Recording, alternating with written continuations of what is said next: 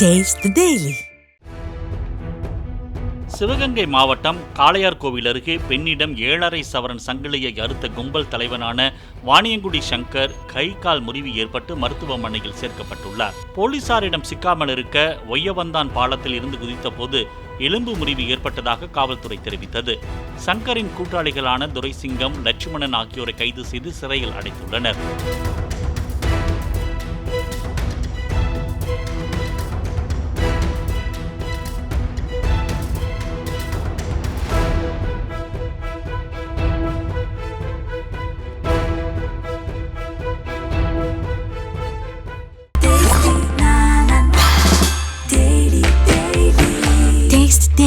Taste the Daily.